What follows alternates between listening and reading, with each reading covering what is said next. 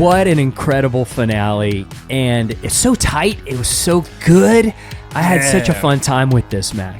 Yeah, absolutely. What a way to bring Skeleton Crew home. Definitely, tying a nice bow on what has turned out to be like a very pleasantly surprising series. I always thought I was going to like it, of course. It's Star Wars. But I didn't know how much I was going to like it.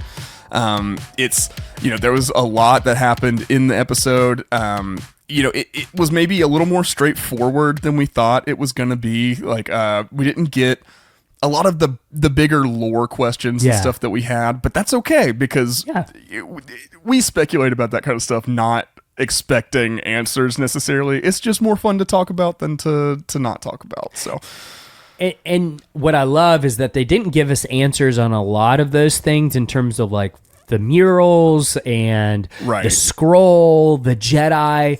There's a little hints throughout the series that, we can red string it and put it all together. But I think it leaves an opening for a season 2 and beyond, right? Like, I sometimes I love like unanswered questions because what you've built in your mind is sometimes more fun than the answers they give you. So I love that they didn't close the door on those things. Yeah.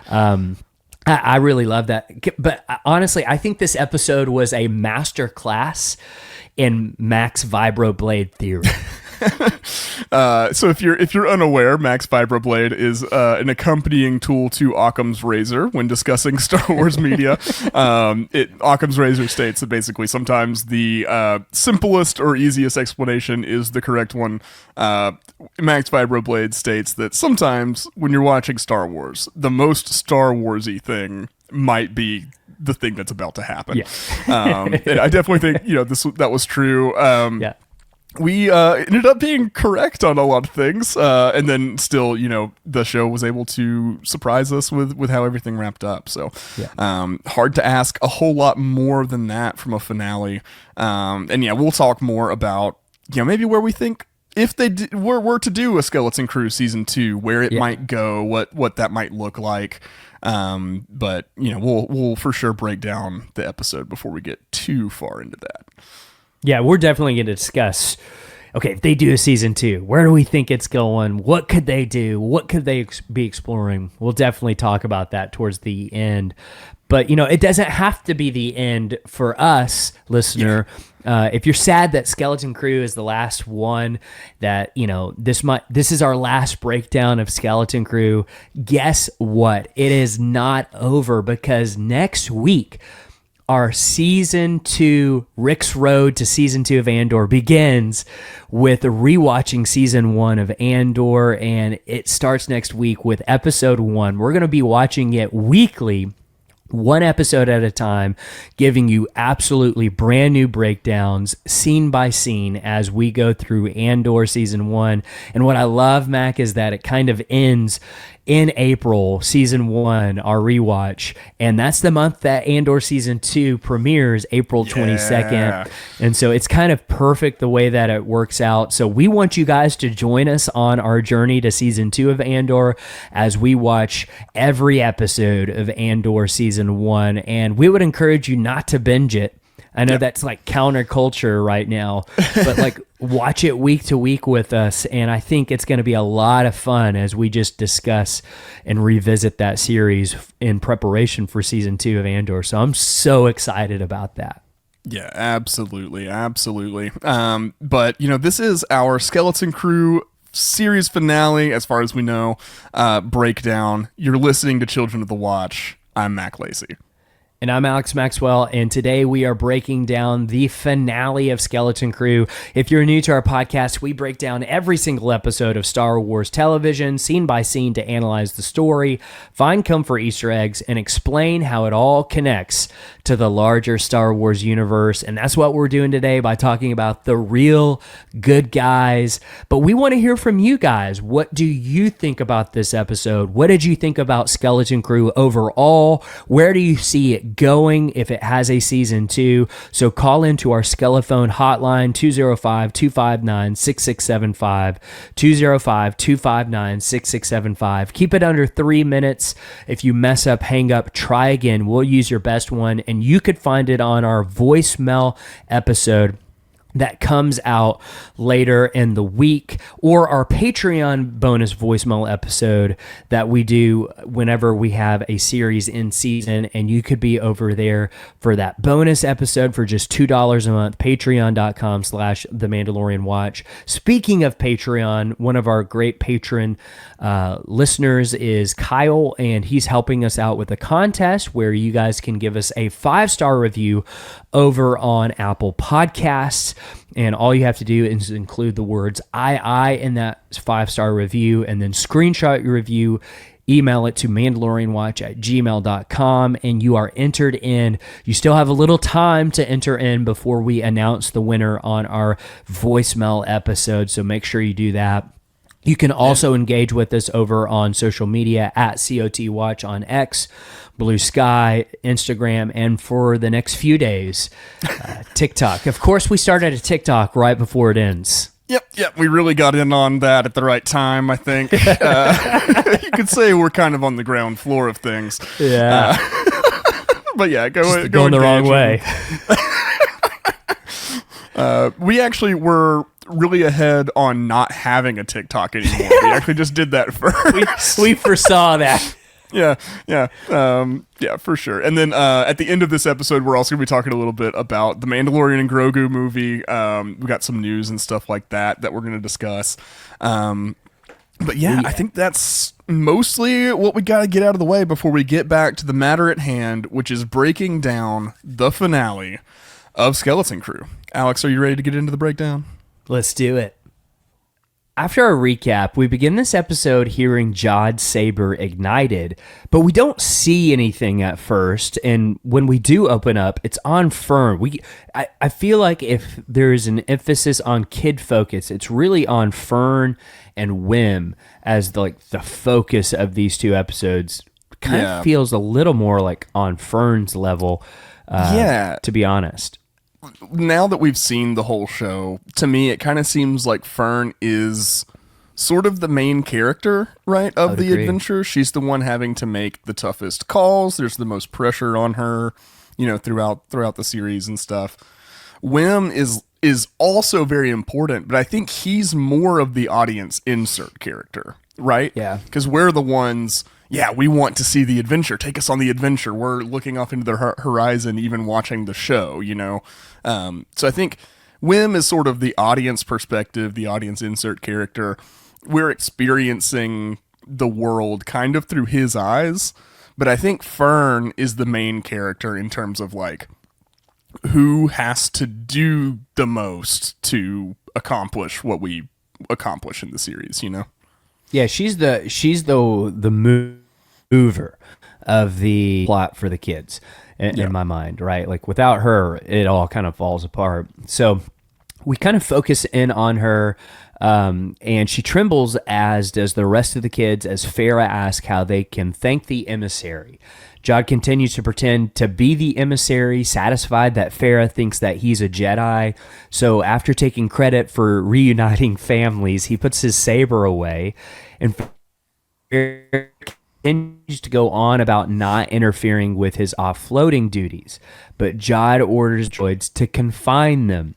He even wants the droids to report on their behavior, and Wendell goes on to ask if that's really necessary, but Jod insists that they committed serious violations, and Fern agrees that they were way too troublesome, and Jod, kind of knowing that sometimes it's better to keep your enemies closer, offers to take with him to meet the supervisor. And I think it's really more of a hostage situation, right? Yeah, absolutely. It's like Jod is doing a really good job of keeping up the appearances of Ad-Atten, especially for the adults, everything, all the reasonings he's giving for doing what he's doing could be, something an actual emissary would say. He's certainly stepping into the situation, trying to wield that authority with confidence to sell the con, you know? So it's really fun to watch him work like that. And just kind of furthering Fern being sort of the main character of this episode. She's the one that is, you know, right there in the hot seat, so to speak. Yeah. Yeah. So Farah wants to accompany her and Jod as he will take special care of both of them.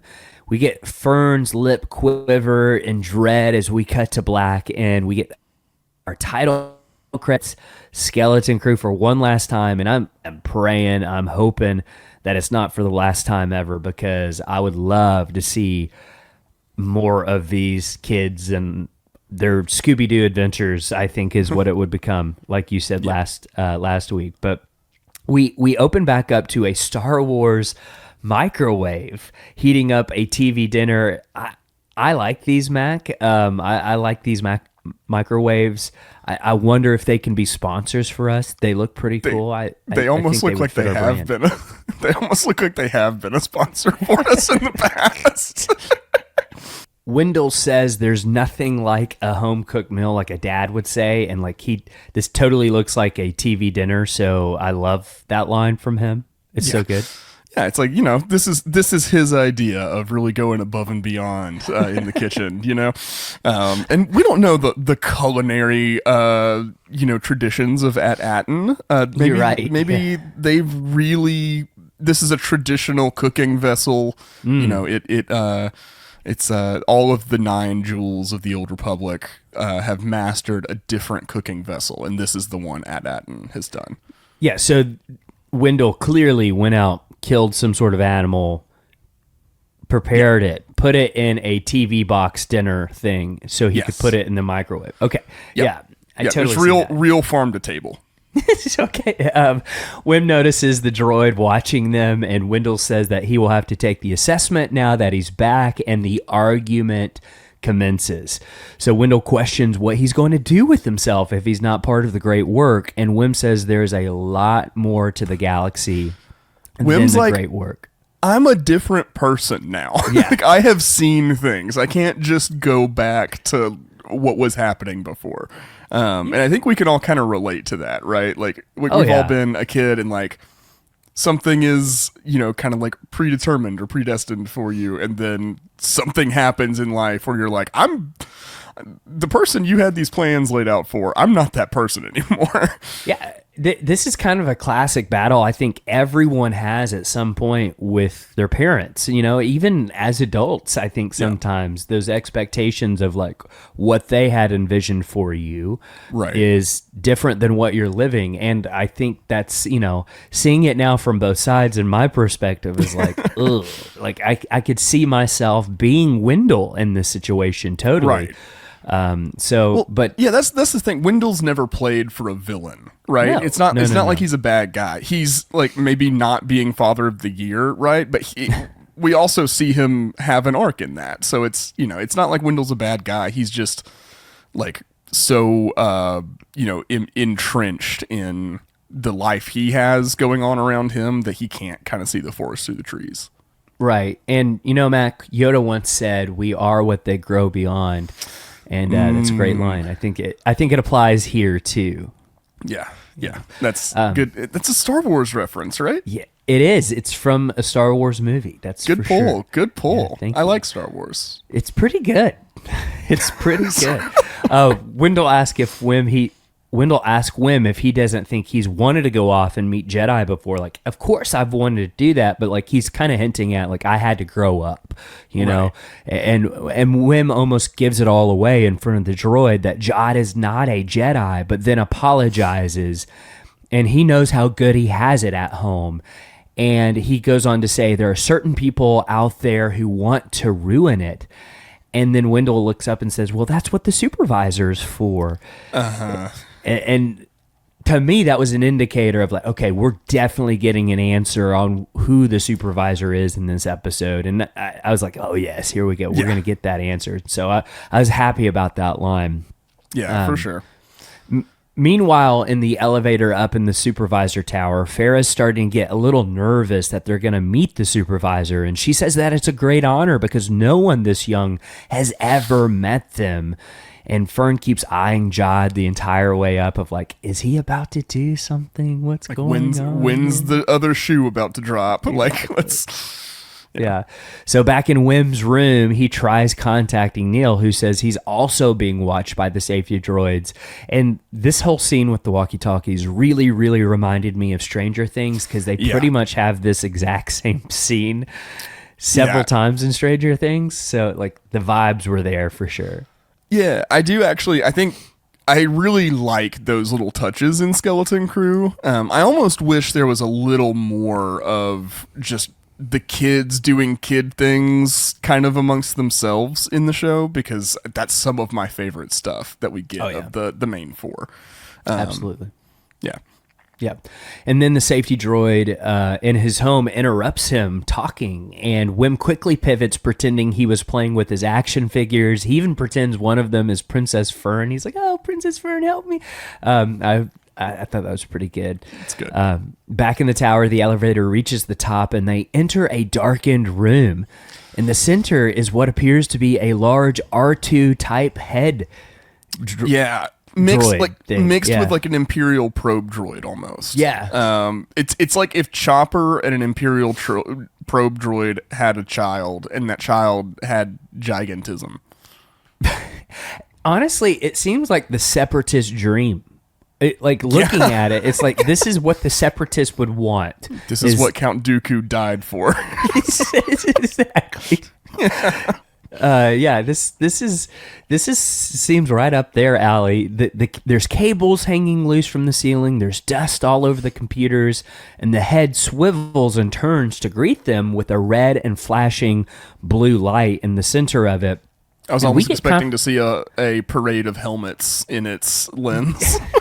Because it's like the Star Wars TV opening. It's really what it was. That's what went through my head too, Mac. And we get confirmation right here that Max Vibroblade is always right. Like, you don't want to go outside Max Vibroblade because you're going to end up being wrong. I mean, let's not say always right. I do think in this particular instance, I think for a pretty long time, I've been suggesting that the supervisor might be a computer. Because I'm going to say, Star Warsy. Every theory that you shared on these breakdowns, I think, turned out to be right. The dagger in the heart theory, correct. Yep, correct. Takranad died on the ship. I think Jod is the only kind of shirked what I was speculating about Jod, but I think I nailed that one. Yeah, we did mention that one. Like, I want to say the end of the episode 2 breakdown, we proposed like it's possible he was just a pirate and an Order 66 survivor found him, right, and trained him a little bit, and that's exactly what it is. Yeah. So I think by our powers combined, we laid the map pretty good. Yeah. So yeah, it's a supercomputer. It's War Games. It's HAL 9000. It's all that. Voiced by Stephen Fry, which is really, really cool. Not Jason Fry, the acclaimed Star Wars author.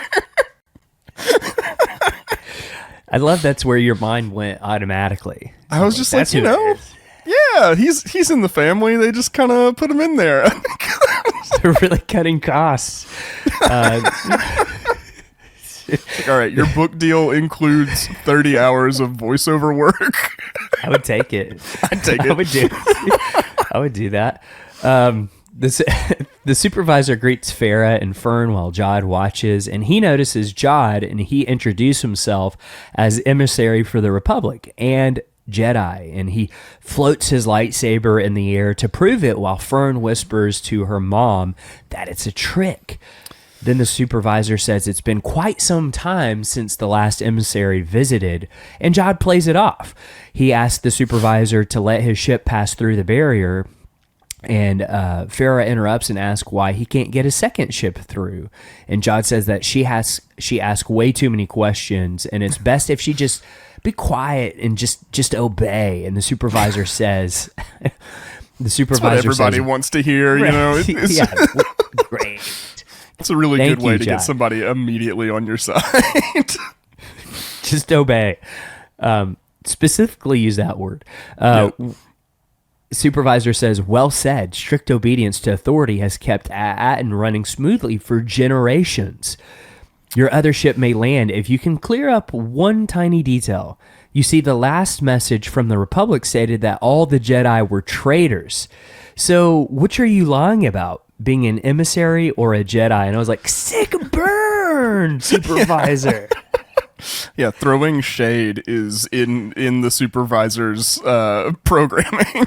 Loved it. I was like, let's go. Yeah, I mean, John needed to get set straight by somebody. I guess it just took a supercomputer. I loved it. Like in this tone, I think is just perfect. Stephen Fry, let's go. Yeah. I just really enjoyed the way that line was delivered. But so basically, they've had no contact with the outside galaxy since Revenge of the Sith. Yeah. Right? I mean, at least, right? So, like, it seems they got word of Order 66. Yeah. 66. 66. Love that. Gonna start a new skateboarding team called Order 66. Like a extremely goofy movie style X Games team. Oh, that's awesome. 66. Yeah, but it seems like they got word of Order 66 because they would have gotten the official transmission that, like, oh, the Jedi are traitors. You know, what went out to the whole Republic that, you know, caused the events we see in Revenge of the Sith. So it seems like that was probably the last time they had contact with the outside galaxy. I think probably some kind of, like, lockdown procedure went into place when the supervisor got word of all that. That might be, you know, why things are the way they are on Atten right now. I think it leaves more questions, and for a potential season 2 storyline of like, okay, they went into lockdown. That's the last word they received from outside the galaxy was almost, 40 years prior to this story. Yeah. And okay, why didn't Palpatine go and like plunder Atten when the transition from Republic to Empire happened? How come like they didn't go there? Did the supercomputer somehow reach into the outside galaxy and delete everything about Atten? It makes me wonder what happened there. Right. I think it's probably a combination of like, yeah, these security measures, some of these are always in place for Atten no matter what, just because of its secure location and stuff like that. But then maybe some additional lockdown things happened, after Order 66. Who knows? Yeah. Yeah. So, Fern yells that he's a pirate trying to steal the mint, and the supervisor says, just as I suspected. Which is, I think the supervisor is one of my favorite characters in the show. Yeah, I'm like, just as we suspected also. Supervisor orders the safety droids to attack, and Jod fends off the blast, and he does it pretty good. I was like, oh, it's not bad from him. So he received some he's kind of like if Ezra went bad. Like it's the same situation. It's honestly, it's also like a dark den as well. Like very similar situation he found himself in. It's just he didn't get off the dark path. Right. Yeah. Yeah. It's cool. I liked the comparison that you made. It's for my brain just Ezra or Din. Yeah, it was like sorry, it's early in the morning. Check that off your bingo card. Yeah. But yeah, so Ezra, it's like if Ezra had fully turned to the dark side when Maul had influence on him, like before he shaves his head and gets his green lightsaber. Right, if that version of Ezra had, like, if the rest of the Ghost crew had not been in the picture anymore and he was just like on his own. Yeah. Like all of them died in front of him. This is potentially, I think Ezra probably would have become a Sith Lord, to be honest. Yeah. He was just he flirts with the dark side a lot more than most of our our young Jedi that we get to see. He does. So Jod fends off the blast and then stabs the eye of the supervisor, shutting down all the power to Atten. Back in Wim's room, he gets up to see all the lights and safety droids powering down. In the control room, Jod finds the barrier override, and Farah says he can't pull the lever. It would destroy the barrier, and the galaxy would have access to them. And I think that's exactly what happened to the other 9 jewels. They got up to the supervisor tower, pulled that lever, and it was over for them, and that's what they mean by destroyed. She says that she can get the ship to land on her own, but Fern tries to stop her mom from doing it. And when Jod ignites his saber and threatens Fern, Farah is way more willing to do it. And then we cut to Jod on a hologram ordering Gunter to bring his pirate frigate through the barrier, and they start descending. In Wim's house, he convinces his dad of what's going on by knocking over a derelict safety droid, and then he spills the beans on Jod and who he actually is. Outside, the frigate descends over the city. Mrs. Ick's frog dog is barking up at the ship, which I love. Mrs. Ick. I love just name. Like seeing an Ithorian in her moo going to walk her dog in the early morning. It's like that's the kind of glimpses of life in the galaxy that Skeleton Crew has afforded us, and I'm so thankful for that. What an honor to see that. I've always wanted to see an old Ithorian woman in her moo, and it's like we got Tony Soprano style in his bathrobe going to get the paper. Like we love Mrs. Ick on this show. At Neil's house, he's in a bubble bath as it passes over, and I love that the rest of his family is outside enjoying outside, and he's in a bubble bath alone. Yeah, it's like that is a normal occurrence. Like, oh, you guys go do whatever you're going to do. I'm going to chill in the bubble bath. KB also sees it, and it pauses and then starts firing its turbo lasers into the city, Thrawn style. Yeah. Gorian Shar. Yeah, he also did that to Navarro in Mandalorian Season 3. It just seems like their MO. Yeah, I mean, if you think about like Pirates of the Caribbean, if they show up to Port Royal, their cannons blazing, right? Because they have to immediately be a threat to impose on an unsuspecting people to make them like freak out and allow the takeover to happen quickly. It's like a blitzkrieg kind of deal. Yeah. Back at Wim's house, he's trying to hotwire the speeder with his dad when Neil and KB pull up on their hover bikes, and they've got a plan. They're going to steal the Onyx Cinder, get it past the barrier to call the X-Wings by calling Kim.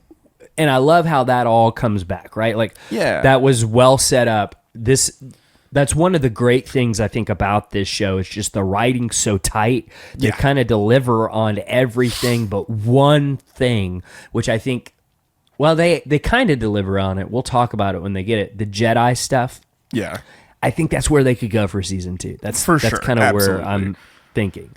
Yeah, like in the credits, I think even kind of speak to that, like where the emphasis could be. I loved the credit sequence; it was so pretty. Yeah. But I agree with you.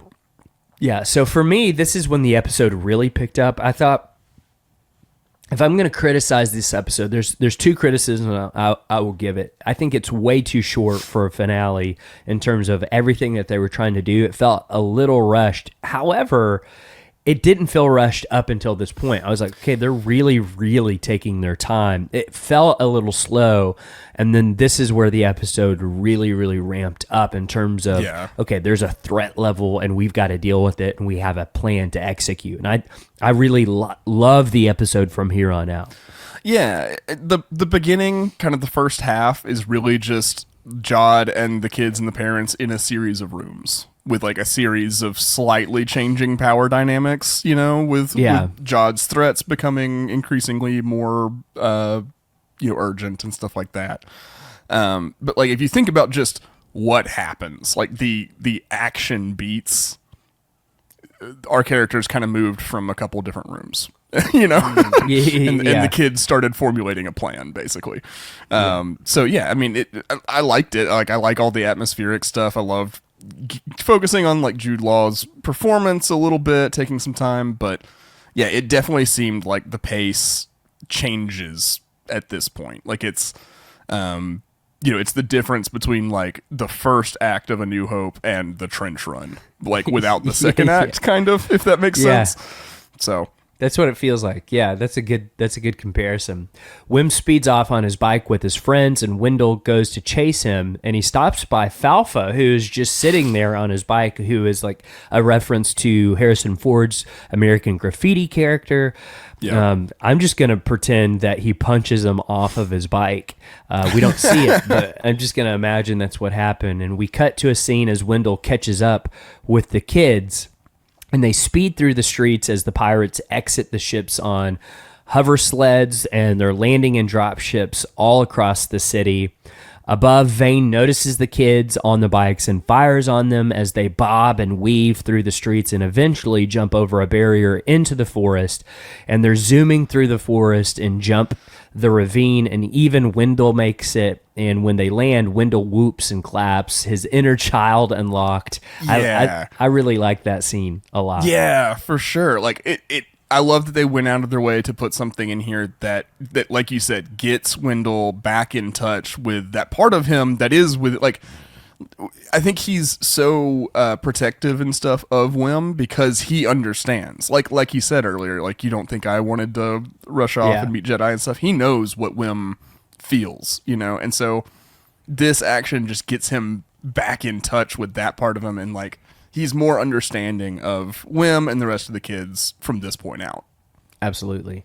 So they reemerge from the forest, and Vane catches them, firing on them, and they fly into the school, but Vane's blast knocks Neil off of his bike, and then he tells them just to go, leave him behind, because he knows that they're going to need cover, and he knows how to get it for them. Chekhov's turbo laser on the top of the school is going to be fired. So that was really nice setup, too.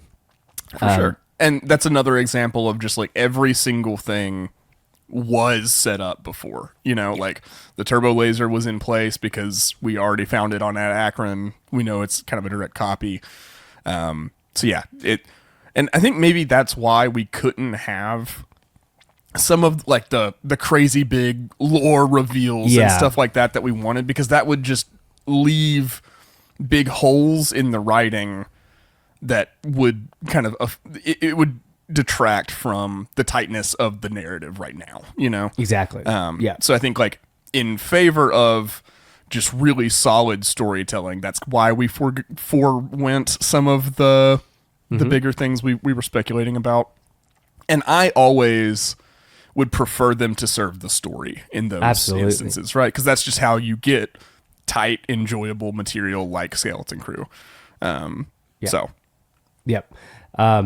Absolutely. Yeah. So, and again, I would say the time to reveal all those things would have been last week. Yeah. Not in a finale, Yeah. So the rest of them shoot out of the school and head up towards the Cinder. They head inside the ship filled with gold, and KB immediately tries to fly it away, but the landing struts hold it to the platform. Wendell knows that they have to get them off, and he knows that the power is routed through the supervisor's tower. And then he looks at Wim and says, "Son, you're talking to a level 7 systems coordinator. Get the bike." And Wim sees his dad as cool in that moment, and it's kind of like a hero moment for Wendell, who he has several in this episode. Yeah, he has a great arc. Like, from where we see him in episode 1 and how he is with Wim to where he is at the end with how much trust he's giving to his son and everything like that. Huge difference. Another just really satisfying little through line in the narrative that, tied up nicely. Absolutely. Wendell and Wim head towards the tower, and Neil is almost to the turbo laser. In the tower, Jod tells his pirates not to hurt all the droids because he's going to need them as workers. Yeah. Farah laments how the barrier was supposed to keep them safe from the rest of the galaxy. And I think Fern says my favorite line of this entire show, and I think it's a great thesis to what this show it was trying to teach us. And she says, "Yeah, the galaxy is scary and dangerous, but everywhere we went, even the worst places, there were good people too." Yeah. I love that line.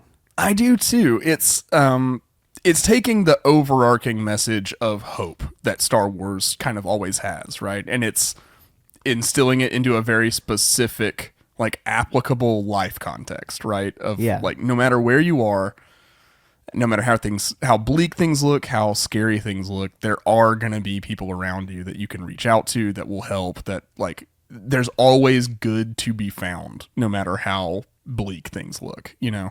Yeah.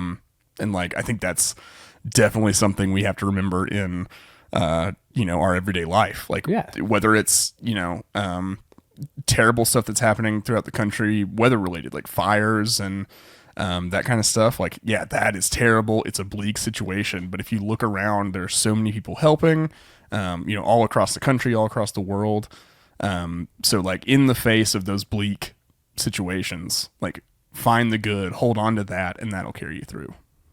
I also like there is an urge in me now as a parent to that isolation, like shielding your kid from what the world is. And, you know, it's scary, you know, sometimes for me to think about what my daughter is going to experience. Like, what is it going to be like, you know, 30 years from now, when, you know, she's closer to my age? What is she going to experience, right? And, like, I think there is a natural tendency of, like, I want to isolate everyone that I love from bad things from happening for very legitimate reasons.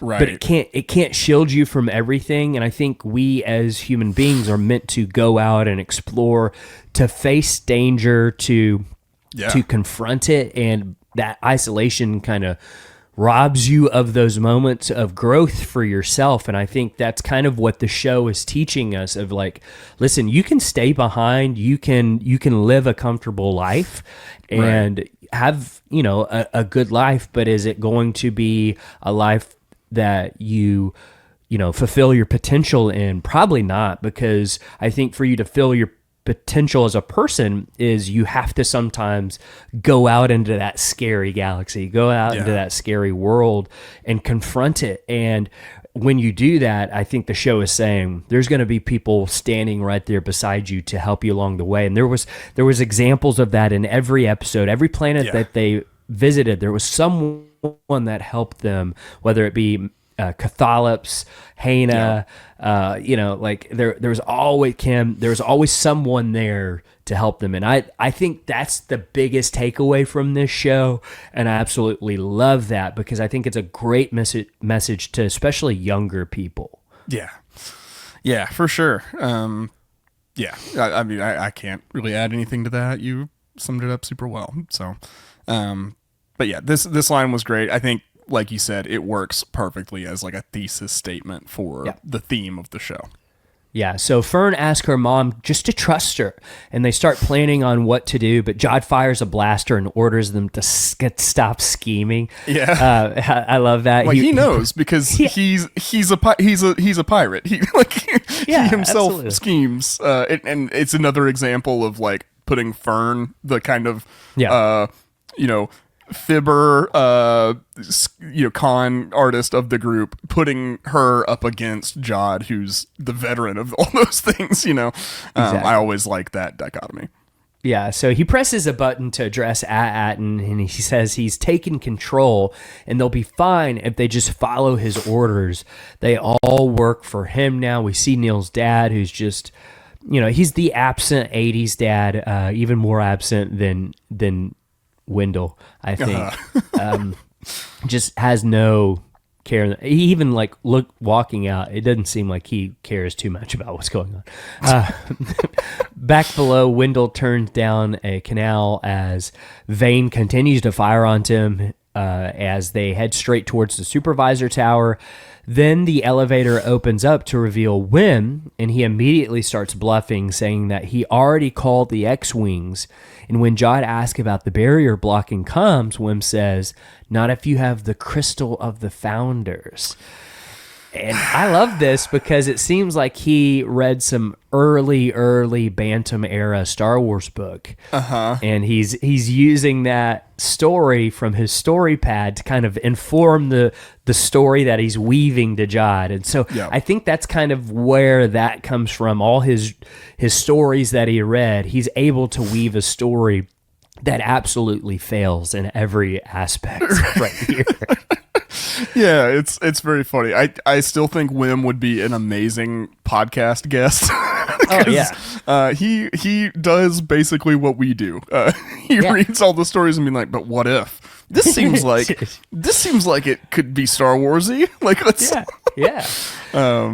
So I don't know. It's fun. I love that aspect of Wim and his obsession with stories and adventures and stuff like that, because I think by nature of what we're doing right now, we can relate.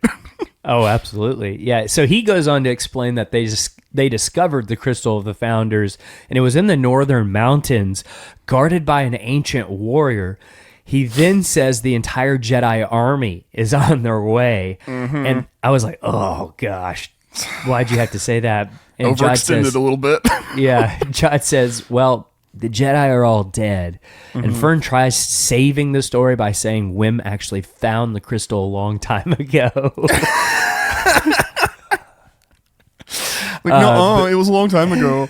Actually, my girlfriend goes to a different school. You wouldn't know her.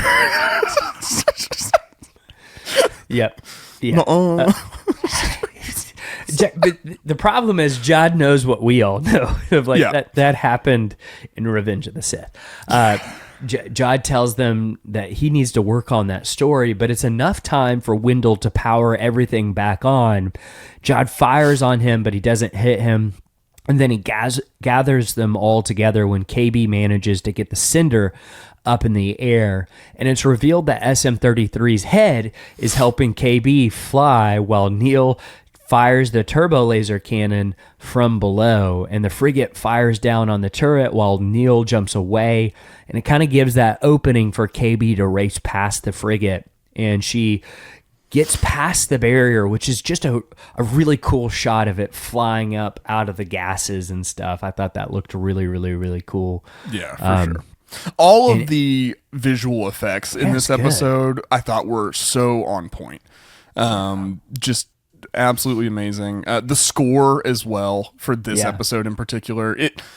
The score has been more subtle for me throughout the show, and I don't mean that it is a criticism. Like, it's been exactly where it needs to be when it is. But this was one of the first big moments I had, like, oh, the music is great.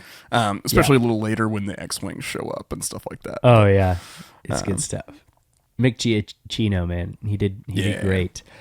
He's got a great future ahead of him, for sure. KB manages to call Kim. We'll be watching your career with great interest.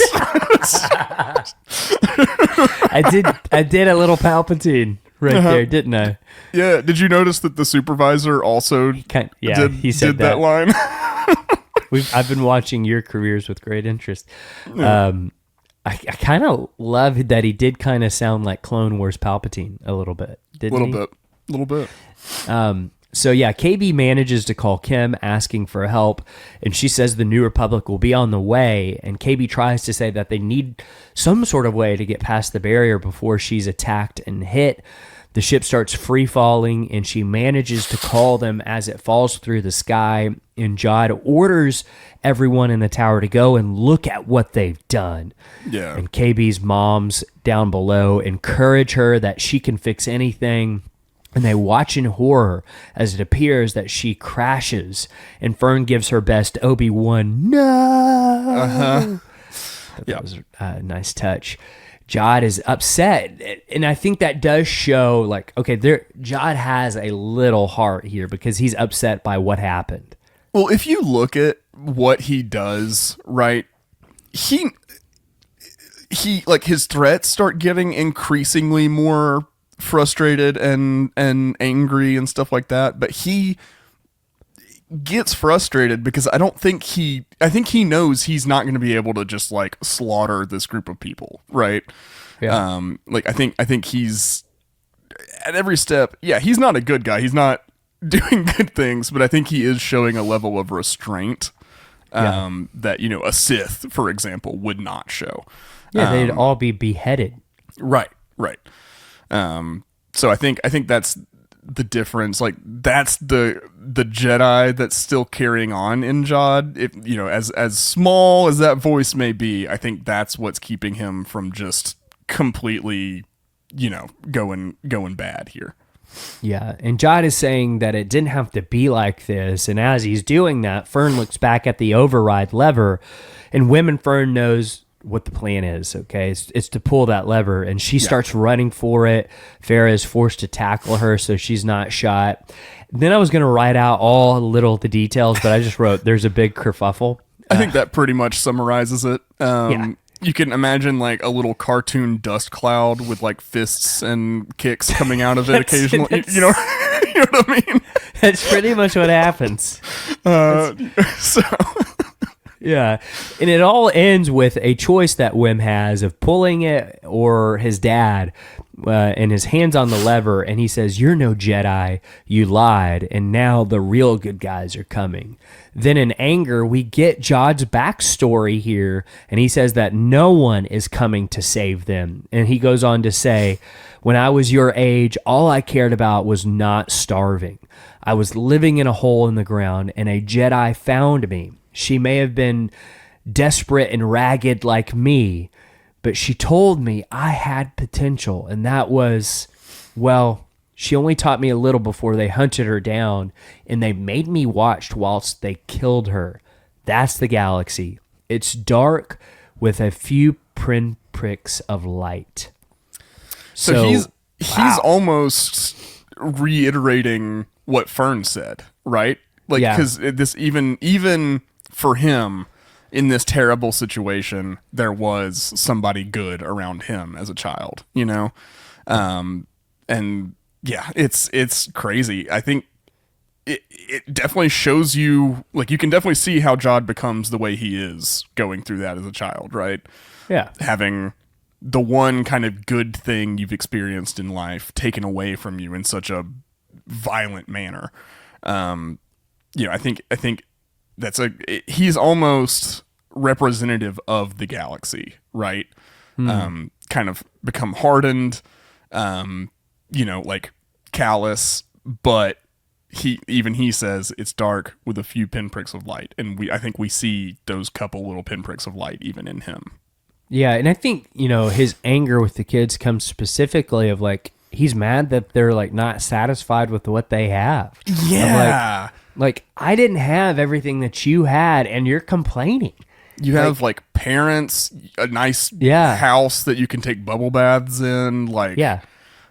I think that's where his frustration's coming from. Yeah.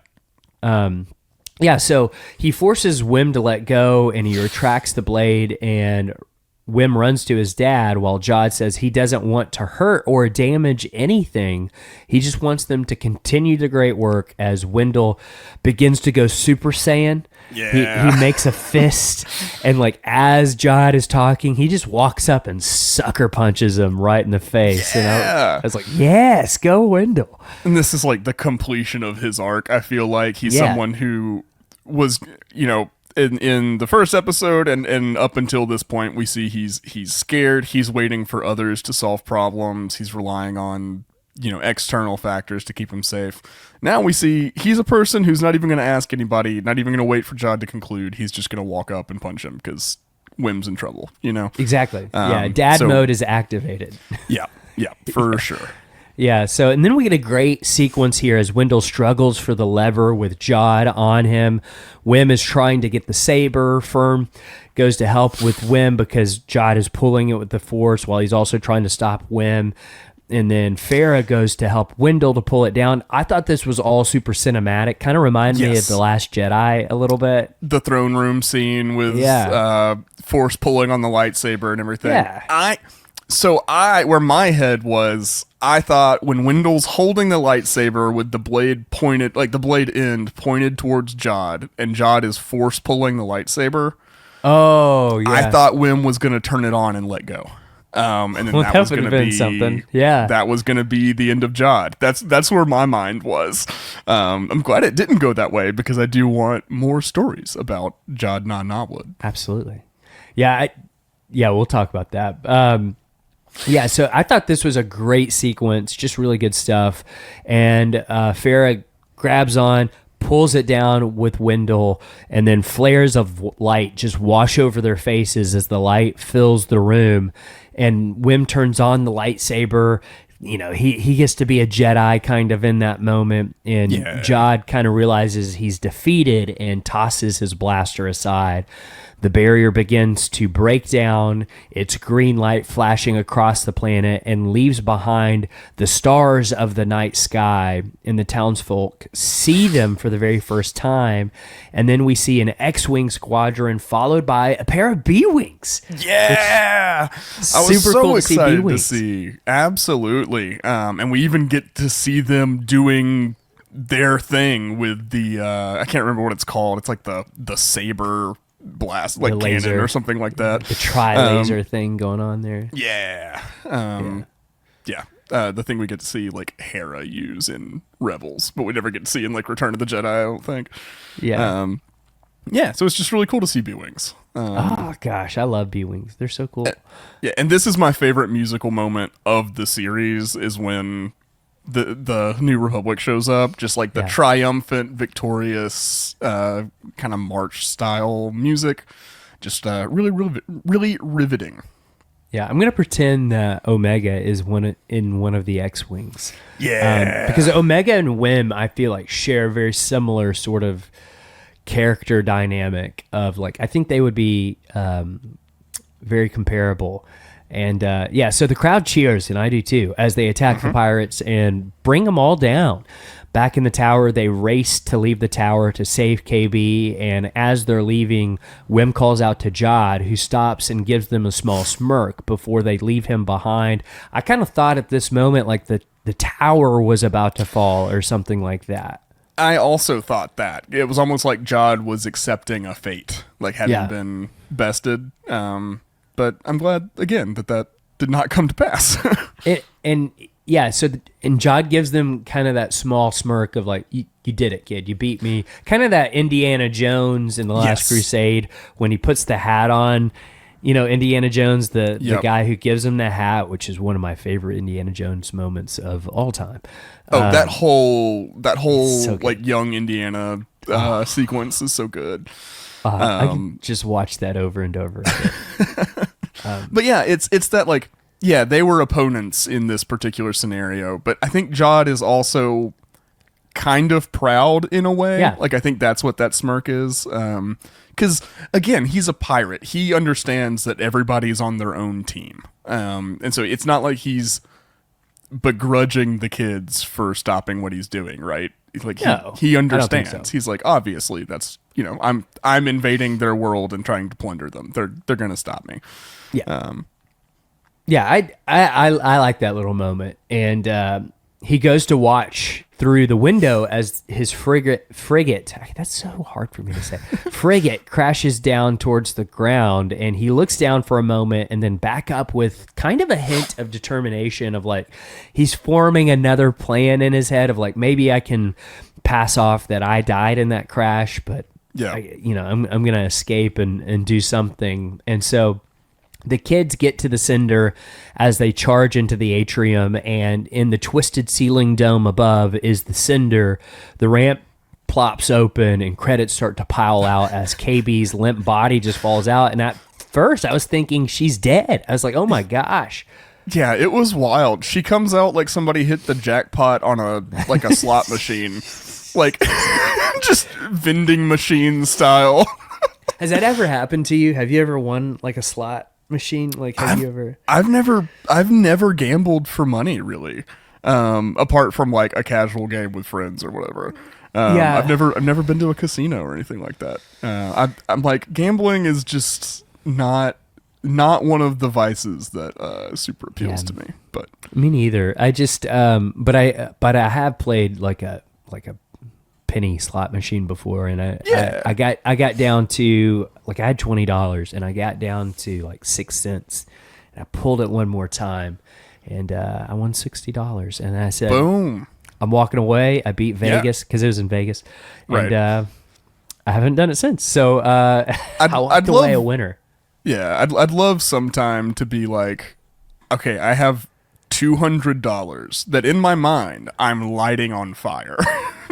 I'm going to go to the casino with this $200 and do whatever I'm going to do, you know? But like in my mind, it's already gone. Like this is an entertainment thing that I'm doing. That's how I would have to frame everything. And I don't know that that's the appeal. I think what I would just end up doing is because like anything over $50, I can talk myself out of. And like I think what I would end up doing is like, okay, in my mind, if I don't do this, I can put that towards like an Xbox or a PlayStation or something. Right. So I'm not going to do this actually. Yeah. that's what I would do. That's my hang-ups with gambling as well. But then what I would do also is like, that's so expensive. I'm not going to buy it, and then not end up doing anything. Anyways, back to the story. Pay bills. yeah.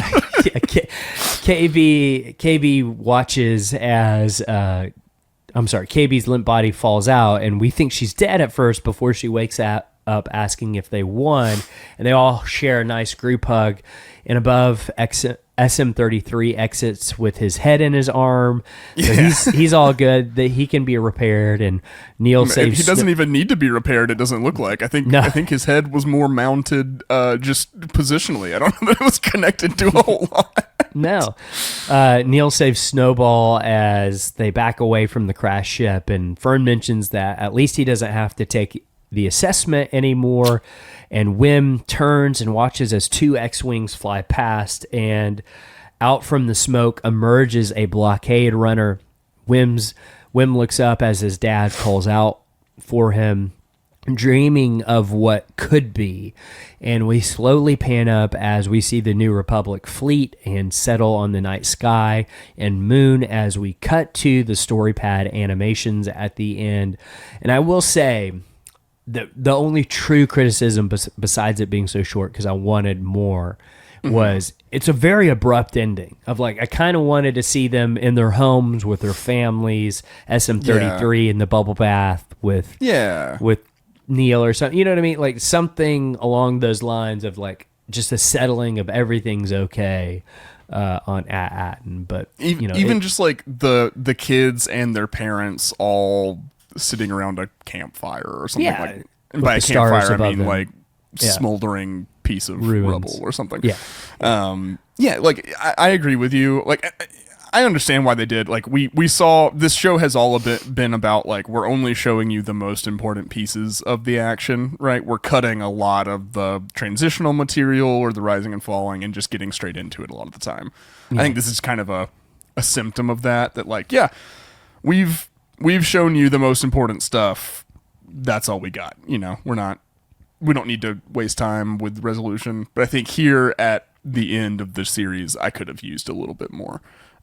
Again, just like 2 or 3 more shots of that like traditional Star Wars celebration scene at the end, you know? Yeah. And I think what works about this show in general is that it's so self-contained. If this is the ending, this is a very satisfying ending, unlike kind of what we had earlier last year with The Acolyte. Like that ending obviously is on a major cliffhanger that we probably won't get resolved on screen. Hopefully we get some sort of resolution to that storyline through books or comics or something like that. Yeah. But like this works. If there is not another season 2, this is like a really great, solid entry for new Star Wars fans, for fans who've never seen Star Wars. This could be their first step, and I love that about this show. But if they do, let's just pretend that, you know, if we are going to get a season 2, I totally see where it could go for season 2. And I think, you know, we speculated, okay, well, maybe they need a new mentor. We kind of thought like Lor Santeca could come in and do that, but I think Kim would be a great mentor to the kids. Yeah, kind of the Zordon to their Power Rangers. Yeah. That is his name, right? Zordon. It's been so many years since I've yes. I thought that was buried in my subconscious correctly, but Yeah, I could definitely see that. I love Kim as a character. We don't get too many like just weird characters like Maz Kanata is one that I think of that's kind of in the same vein as Kim. I don't know, it's always cool when a character has a lot of knowledge and to share with our main characters, because that just opens up the world to them. So I could definitely see that. I could also see the New Republic is chasing after Jod still, and they need the kids' help on something, or like the New Republic comes back to At-Aten to do stuff, and the kids are like, oh, we got to go on another adventure because of like what we find Jod doing, Exactly. So I could see it continuing that way, and I'd love to see kind of either of those iterations, Yeah, and I think they specifically kept Jod alive because why wouldn't you? There's so much you could do with him, and I think he's a great candidate to be crossover in the Dave Filoni Heir to the Empire movie. Yeah.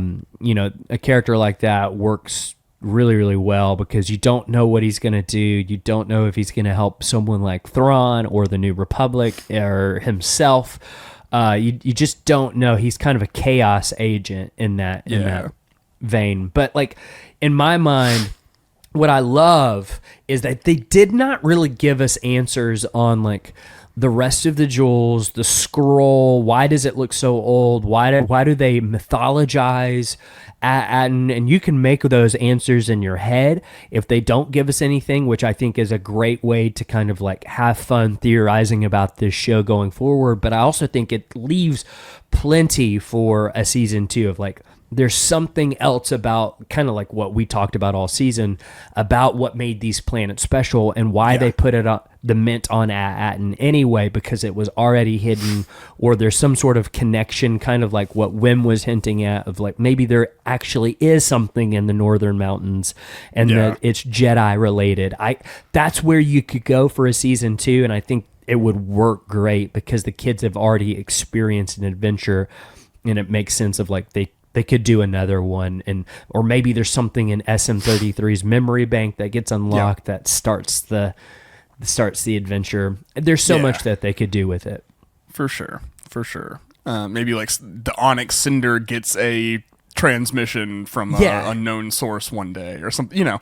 There's all kinds of fun stuff you could do. And if they decide to do any future stories with the skeleton crew, then I'm 100% on board for it. And it kind of leads us into, I think we need to reframe what Star Wars TV needs to be. Because the movies are coming back. And I think for a little bit, what Star Wars television was doing was kind of leading the overall Star Wars narrative forward while there were no movies. And I think that's what it was supposed to do because there were no movies planned. There was nothing that was really moving in that direction. But obviously, we're making a big return to the movies here soon. Yep. And so one of the things that, I was thinking about last night before I was going to bed was I think Skeleton Crew, what makes it so special is like it doesn't really move the overall Star Wars plot forward. I think that's a good thing, though. That's something that Mandalorian Season 1 did. I think Andor, in a kind of a sense, does that. And this show does it. I think that's kind of where maybe Star Wars television needs to go back to going forward because, I think it makes it more accessible for fans, but also it's like, okay, the big plot things are going to be the movies. That's why you go to the movies to see those big events. And the TV shows are meant to be those one-off adventures. And I think that I think going forward, that's probably what we should be doing. Yeah, I agree. I think definitely like you said, when there weren't movies coming out, like I was totally fine with The Mandalorian kind of driving what was happening in the new stories that were being told. But I also think about like what James Mangold said in regards to the Dawn of the Jedi movie that he's maybe still developing. We'll see. We'll see. And he was, I think we talked about it on our last voicemail episode, or maybe the Patreon bonus, but he was kind of talking about how it's freeing to not be bogged down by lore and other pieces of the story that are going on. You can actually a lot of times tell a better, tighter story when you are just focusing on what it needs to be and not things in the larger Star Wars narrative that are happening around it. And I think that can be true for TV for sure. Because like the Skeleton Crew doesn't, it's not informing anything that's going on with Rey or, Luke Skywalker at this time, or Ahsoka, or even Din. It's just, this is a one-off story we wanted to tell to, impart this theme that is a part of what Star Wars is all about. And I would love to just, if they continue doing that in the future, I think it would be a great setup for success. And it also would allow them to take bigger swings, like kind of how they tried to do with the Acolyte, right? But I think the Acolyte also, because it's the only thing on screen that's happening in the time period it's set, and because there are books kind of set around it, and some of the characters are crossing over and stuff, it maybe had a harder time staying out of trying to drive the larger Star Wars narrative, and that got in the way maybe of the story, the individual story it was trying to tell. Yeah, we kind of see how it maybe even hurt the show a little bit of like, right. The expectations of that time period are hard to overcome, and I think that was true for us. But it made me kind of reframe even like the Book of Boba Fett and Mandalorian Season 3 of like a lot of the complaints about those two things in particular is that it kind of rushes the storyline of where the Mandalorian was going. And now I'm wondering if that was by design. This might be giving them way too much credit, but like, something that we talked about when the Mandalorian Season 3 ended is like, it felt like a reset of back to Season 1, the formulaic, here's Season 1 Mandalorian. He's had his arc of saving Mandalore, reuniting with Grogu. We saw Luke. We saw all that happen. And now we're kind of back to where the Mandalorian, maybe their original design and intent was like, he's a bounty hunter doing bounty hunting things. And I think that leads us into some of the rumors and speculation surrounding the Mandalorian and Grogu movie. And Before we move on, I want to mention we're going to probably talk more about Skeleton Crew as a series as a whole on our next voicemail episode. Yes. That's usually kind of what we do. Yeah. Like we're keeping this, we're breaking down the finale episode in particular. We'll be speaking more on Skeleton Crew as a whole. I know we've done a little bit. It's kind of unavoidable, but we'll be doing more of that, kind of our broad strokes aerial view, top-down thoughts. Let me get some more corporate words in there. But that we'll be doing that kind of on our next one. So there's been a lot of exciting Mandalorian and Grogu news coming out. A piece that I'm really excited about is maybe the main antagonist of the Mandalorian and Grogu has been revealed.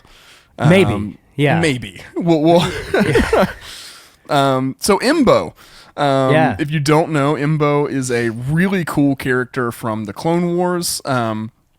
Also weirdly has a connection to the Aftermath trilogy in that he was Jass's like godfather kind of deal. Yeah.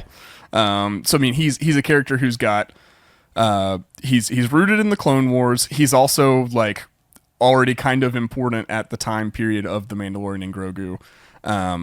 He's got like a big hat that he uses as a shield and a weapon and stuff like that. He's got a pet like hound dog named type. Marok. Yeah, it's named Marok. Yeah. Isn't that the character from Ahsoka? Yep.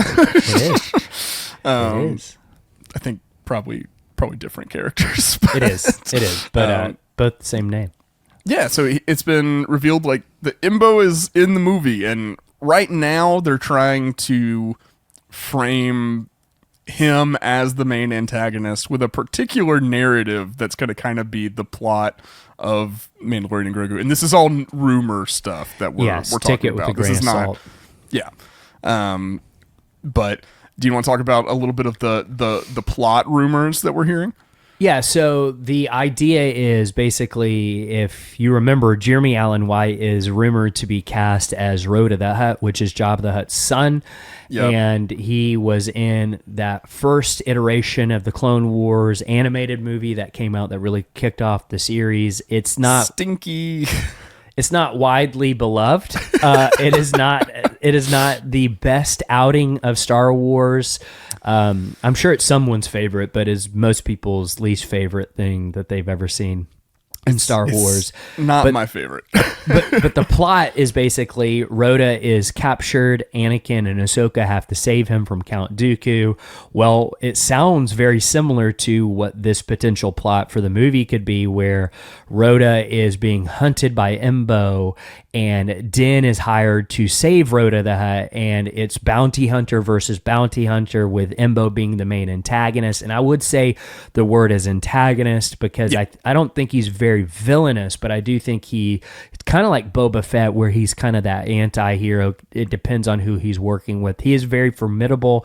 He stood toe-to-toe with Anakin Skywalker and Maul and lived to tell the tale. So big deal. Yeah, but that's what we have of the plot. To me, it sounds like that's like the initial opening, but I think it would evolve as the show goes, or the movie goes on, to something bigger. And here's something that I think a lot of people are like concerned that it's not going to set up the Dave Filoni Heir to the Empire movie. Here's the thing, though. We saw the teaser. Mac and I saw the Mandalorian and Grogu teaser. It's all Empire in the teaser. Like, he's fighting snowtroopers. There's AT-ATs that are firing on him. So the Empire's going to be involved in some way. And I'm sure there's going to be some sort of connection. But I'm also okay if it's kind of like a Western. Like, if it is smaller scale in terms of, like, Thrawn's not, moving and shaking things in this movie. I think we'd still see him, but I don't think he's going to be like... It's going to be Din versus Thrawn, and Thrawn gets the upper hand. I think it is going to be maybe more of a Western movie, and I'm totally fine with that. I'm totally fine with that, too. Something we have to keep in mind is that this is not... I don't think the primary focus of this movie is to lead to Heir to the Empire, or like whatever that crossover Dave Filoni movie is going to be. I think the purpose of this movie is to wrap up the Mandalorian series. I think that's a more pressing objective it has. This is going to kind of be, our last outing with Din and Grogu in the title, as far as we know. So I think it needs to focus more on wrapping up the Mandalorian story in particular than pushing forward to the next thing in my mind. Yeah. The way I see it, like you said, I don't think that that's going to be the entire plot of the movie. I think that seems more like something we cut to first thing, like Din and Grogu are already on this job. Like, we're already chasing Embo or being chased by Embo. And it's like the first 10 minutes just to get you into the world, a riveting action set piece, a nice chase or whatever. And then... Mandalorian and Grogu get back from that mission, and they get the next real mission that's going to be the rest of the movie. That's something like that. That's kind of what I envision. That's what it feels like. The people sharing this rumor are adamant that it's the entire plot of the movie, and even if it is, I think the thing is you got to keep in mind of, like, when we were getting sequel trilogy rumors. Like, a lot of them sounded strange without the context of the actual film itself. And I think, like, give Jon Favreau and Filoni I feel like they've earned trust in terms of, maybe Mandalorian season 3 wasn't your favorite, but, like, it's still so good to me. Like, good. I loved it. Better than season 2. I don't know if that's true for me, but I definitely, like, I don't know if we're just, Mandalorian fanboys. I think we are, but, like, I don't know. I'm not worried about it at all. I do think that it hints at maybe Boba Fett being involved in the movie. Yeah. This almost sounds like what I would plot the season 2 of the Book of Boba Fett to be. And, you know, I think someone like the twins from the Book of Boba Fett probably put this hit out on Rhoda so that they could secure their power of the Hutt Syndicate. And I think where it would lead is like there's maybe some sort of shadow war happening in the underworld where the Empire is backing one side and maybe the New Republic backing the other, like the Boba Fett side of things. And like I think Boba Fett is definitely going to be in this film. Yeah, I mean that sounds really exciting. Sounds really exciting. But yeah, just wanted to keep updated on the Mandalorian and Grogu stuff because we are really excited about that. But the Mandalorian and Grogu will be coming out next year. Before that, we have our Andor rewatch. We're going to be, you know, like we said up top, rewatching all of Andor in anticipation of season 2 coming out in the spring. I'm super excited to do that. Hope that you will also kind of, let's just pretend that the show's coming out now and I'll watch it week by week and stuff like that. I think that'd be fun. We'll be doing that very shortly. So, yeah, thank you guys so much for, you know, sticking with us through Skeleton Crew. If you've been, you know, listening to all of our breakdowns and stuff from episode 1, we appreciate you. If you've been, you know, with us through the years, through different Star Wars shows and like that, we appreciate your continued listening, your continued support and everything. We do want to hear from y'all. We have one last Skelephone Hotline episode before we conclude our Skeleton Crew coverage. So, you know, if you want to get your thoughts on how did you feel about the whole series? How did you feel about the finale in particular? What do you think's coming up if they were gonna do a season 2? Should they do a season 2 of the show? We want to hear all of your thoughts about that kind of stuff. So give us a call at 205-259-6675. That's 205-259-6675. Keep it under 3 minutes and you could find yourself on the show. Yes, this has been so much fun. I have loved this series. I hope that they do more. I hope more people find it as now that it's finished. Maybe there's going to be a lot of people binging it. Maybe you're one of those people listening to it in the future. Right now, you found this podcast. Be with us on our journey to Andor Season 2 and Season 2 of Andor when it comes out. Like Max said, it's going to be a lot of fun. The fun doesn't have to end right now. Like this doesn't have to be the last time you hear from us. So stick with us because it's going to be a lot of fun, I think. But yeah, this has been so much fun, and I love you all. Yeah, absolutely. Don't forget about our giveaway contest. Look for the details about that in the description and everything. We'll be back very soon with our last voicemail episode for Skeleton Crew. But until then, keep the watch.